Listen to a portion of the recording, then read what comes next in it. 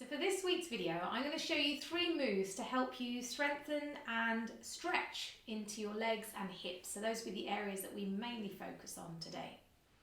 So to begin with, allow yourself to stand in Tadasana, your feet parallel, hip width apart.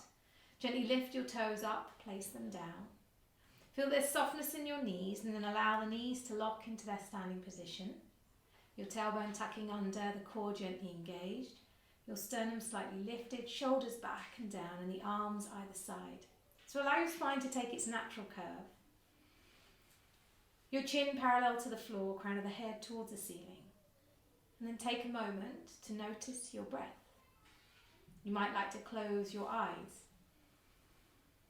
And as you breathe here, notice the weight through both feet. Ball of the big toe, ball of the little toe, and the heel. And feel that steadiness as you stand tall in Tadasana.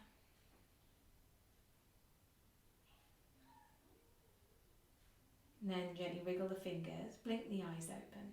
So have that quality of standing as we practice our poses today. Turn yourself so you stand facing the short end of your mat. Still your feet parallel, hip width apart. And step forward with your right leg.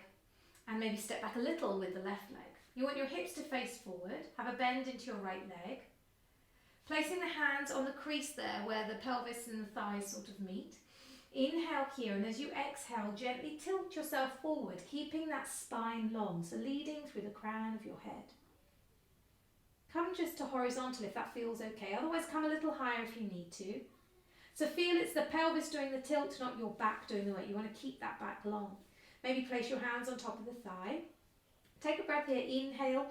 Lift, lengthen into the spine, and exhale, fold a little more.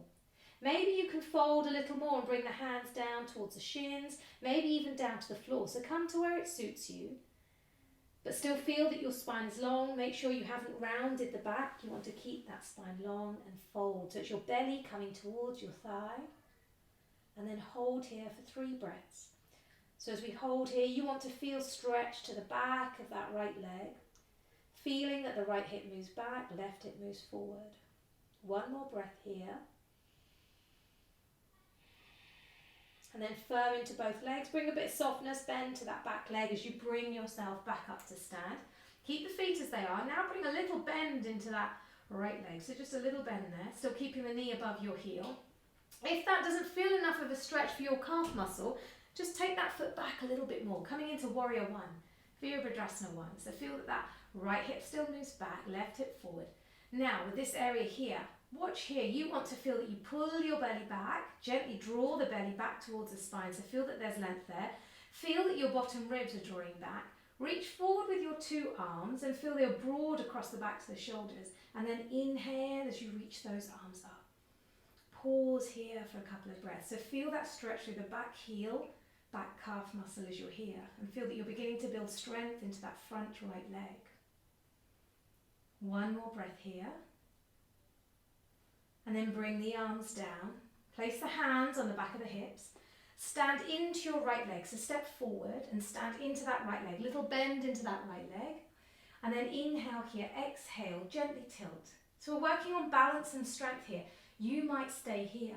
If your body allows, maybe tilt yourself forward, but keep that right hip pulling back, drawing back, left hip moving down as you tilt forward. Pausing here if you can, or wherever it is that you're balancing. Steady in the breath. 1 more breath. And then gently bring yourself back up to stand. Lovely. So let's do it to the other side. So you can keep your left leg there at the front. Step back with the right. Remember, both feet parallel, hip width apart. Feel that that left hip moves back, right hip moves forward. So first into Parsvottanasana, that strided forward bend. Remember that crease there at the pelvis and the thigh. Inhale here, exhale as you fold forward. Pause there, bring the hands to the top of the thigh. Inhale here, exhale, maybe fold forward a little more. So you want to feel a nice stretch to the back of that left leg. Maybe your hands can come further, otherwise stay where you were. And take 1 or 2 more breaths here. Lovely. And then bend both legs, firm into your legs. Bring yourself up to stand. So now you can have a bend into that left leg. And again, if you wish, you can take your right leg further back. You want to feel that right heel can connect to the floor. And you've got nice length to the back of the calf. Here again, draw the belly back. Reach forward with your two arms. Inhale, reach those arms up. And feel that length. So feel that you've got length across the right side of the body, the front of the groin there on the right side. You've got length on that back calf. As you're open here in your Warrior One, Virabhadrasana 1. Good, one more breath. And then bring the arms back. Hands resting on the back of the hips. Stand into this left leg, step forward, and maybe you balance and hold here. So in our practice, we always want to have steadiness and ease, that's Sukham and Sthiram. So come to where it is. If you can, maybe tilting forward and holding, otherwise stay where you are. It's much better to have that steadiness and ease while you build up that stability, and then gently move on. Take one more breath here, and then bring the legs to stand. So there you go, 3 moves to help strengthen and lengthen the legs and the hips. Enjoy.